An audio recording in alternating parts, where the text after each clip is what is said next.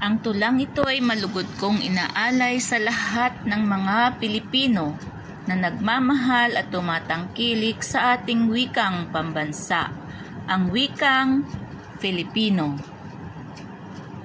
Wika ko, mahal ko.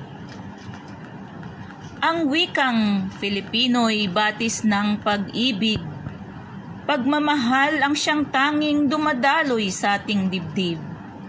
Bawat pawis ng Filipinong nagsakripisyo at nagtiis, layunin ay makamtan ang kalayaang ninanais. Ang wikang pambansay tulad ng isang awit na nagbibigay aliw at lunas sa pananabik. Sa kinagis ng kaugalian, makabuluhang mga titik, mayamang kultura ng bansay na numbalik.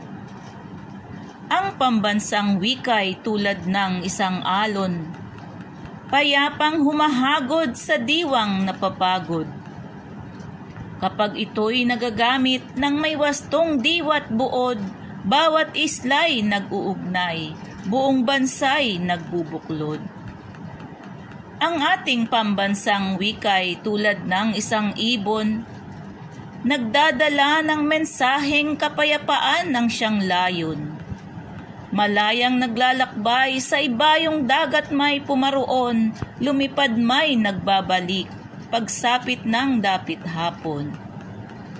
Malayo man ang lakbayin, mahirap man ang gawain, dumanas man ang pighati saan mang dako makarating.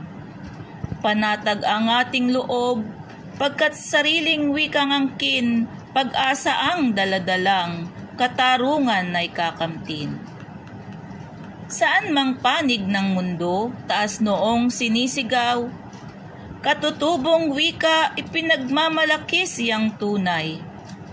Wikang Filipino at kapangyarihan nitong taglay, buong puso, tatag siglang, ipinakikilala kanino man. Mahusay ka, Pilipino, mabuhay ka, Pilipinas. Katutubong wika mo'y mistulang isang perlas. Bukod tanging nagniningning, sa silangay isang hiyas, kaibig-ibig kang tunay, kagandahan mo'y walang kupas.